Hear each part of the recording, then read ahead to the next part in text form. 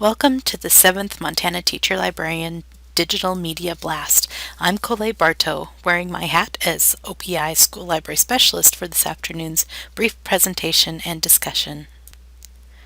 The purpose of these sessions is to share ideas, best practices, and have a discussion of some topics that come up frequently as I visit with other teacher librarians, school administrators, and other educators. I have just a couple of slides with information on our topic, which is collaboration. If you would ever like to co-present a topic, please let me know. I'd love to add other voices to this series. As always, you can view or share the recordings anytime via my Google site.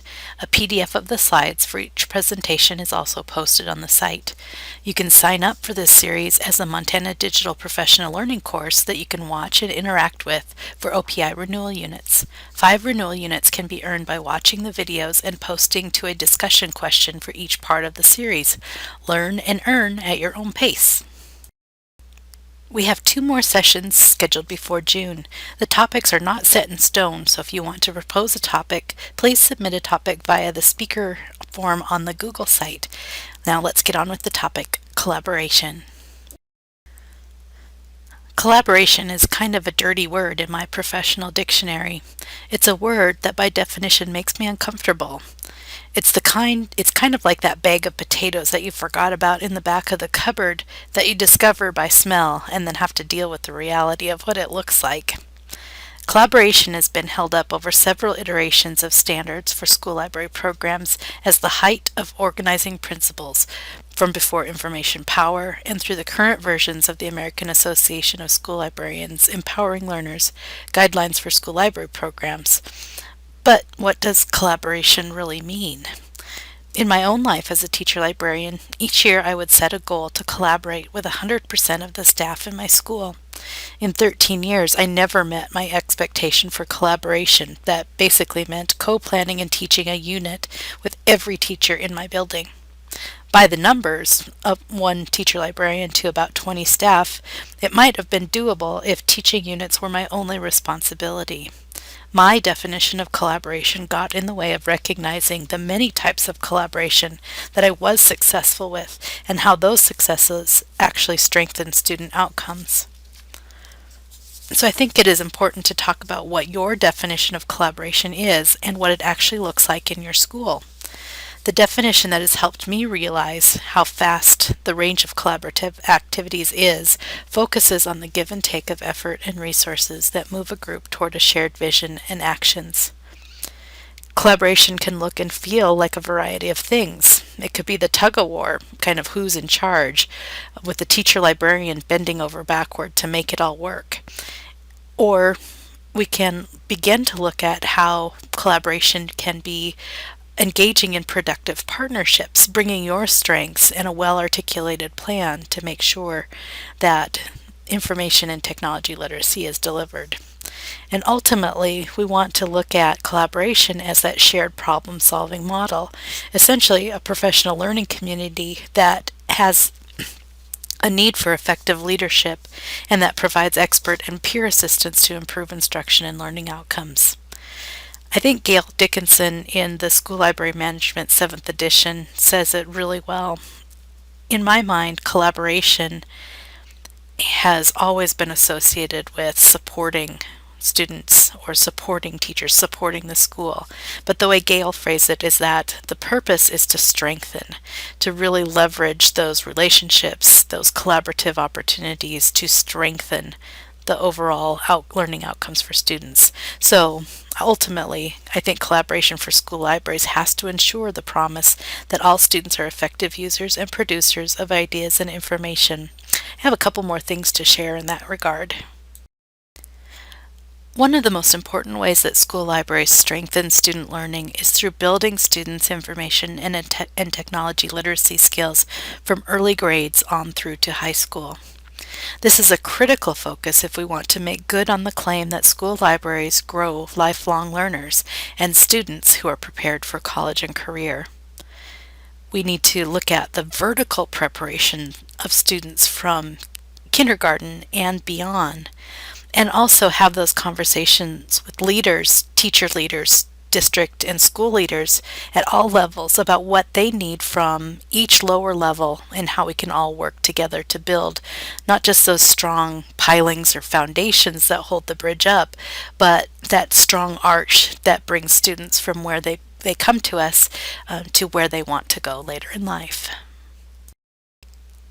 So, if that is the bona fide guarantee that we want to deliver on, we need to think about how we define collaboration and how a single teacher librarian can help deliver the information literacy instruction that does prepare students for life beyond K-12. This model that you see is from Mike Eisenberg. You may have heard him speak about this or read about it in our book, The Big Six by the Month. I've excerpted just the teacher librarian section for you to consider. There is a continuum from the teacher librarian as the solely responsible party for delivering to the teacher librarian as a manager or coach who helps infuse classrooms with information and technology literacy skills. That close tie of information literacy with the Common Core state standards for English language arts literacy, as well as the standards for mathematical practice, are natural entry points for collaboration, and they are kind of stepping stones across that bridge that spans from K to through 12 and beyond. We think about this continuum as delivery to management, and take a look at the types of activities that are central if a teacher librarian is playing that delivery role, or further along that continuum to management or coaching centered roles. I always want to wrap up our time together with something practical, something you can take along with you and use. And so along those lines, I designed this collaboration inventory for you to use as a way to either self-evaluate, or it could be even used as a coaching tool with a peer or supervisor, or even a feedback form with collaboration partners, other teachers or specialists. There's a copy of this collaboration inventory linked on the Google site for download and to share. Don't forget to gather and consider evidence of practice as you look at the continuum of the responsibilities and how those roles are played out, either as primarily being a teacher, an advocate for reading, or resource manager. I also think that you need to look carefully at what grade spans are being reached through collaborative area, which teachers, what core academic learning expectations, and then how often are these things happening. This can give you a more complete view of what the existing state of your collaborative activities are, and maybe help readjust how you define collaboration in your daily professional life. After you have a chance to go through and complete your collaboration inventory, I hope that it begins to have you ask some questions about what are your priorities, and are they different, or are they very similar to the priorities that classroom teachers have?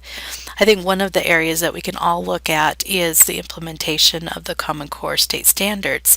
We recognize, and this graphic is from a report from Scholastic and the Gates Foundation, that there's a huge need around aligned instructional materials, high quality professional development, planning time, and those opportunities to collaborate with other teachers. The teacher librarian is uniquely positioned to be of assistance and to strengthen the use and the efficiency with which teachers are able to access those materials, to access high quality professional development, and really utilize that teacher librarian as a planning and collaborative partner. So again, think about what are your priorities? What does that inventory tell you about how you are currently collaborating and what that means for the work that you do, and think about and really assess what those teachers' priorities are as well. The last thing I wanted to share before our time is done here are a couple of resources and things to consider. The School Library Management 7th edition, which I mentioned earlier when I was talking about Gail Dickinson's reference to strengthening programs, is a great resource. Tony Bazzaio's Collaborating to Meet Standards series, and it covers K through 12, is another great resource. It's a couple of years old, but there are lots of good ideas for different activities and what collaboration might look like. Also, I wanted to just point your attention to the Big Six by the Month publication that dives more into the delivery to management continuum of collaboration for teacher librarians and other professionals in schools. It makes that connection to standards and refers to the defined, predictable, measured, and reported nature of school library programs and information, communication, and technology literacy programs. Also, if you have burning questions or a favorite resource that you would like to share, please reach out to me and I'd love to be able to post that on the Teacher Librarian Google site.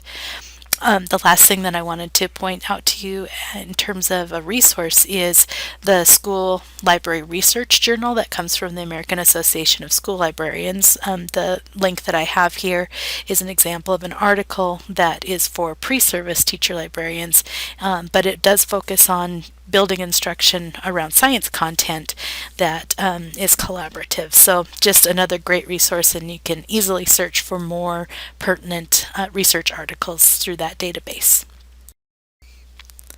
If you ever have questions or just want to visit, please send me a message via Twitter at cbarto. You can use the Montana EdChat hashtag to extend that conversation, or as always, you can send me a message at cbarto@mt.gov. We always want to end with that reminder to create those lateral connections, those partners, those collaborative relationships with the people around us. So you can join the school library or Wired Montana listserv. Just send me an email message and I can help you with that. You can visit the Montana Teacher Librarian Google site, join the Montana Library Association, join the Montana Ed Chat, which is a great Twitter chat every Tuesday night at 8 p.m. Or you can look forward to the March 17th second edition of the monthly newsletter for Montana teacher librarians. Thanks again, everyone, for joining me this afternoon, and don't hesitate to be in touch. The Montana Teacher Librarian Digital Media Blast is brought to you by OPI and the Montana Digital Professional Learning Network.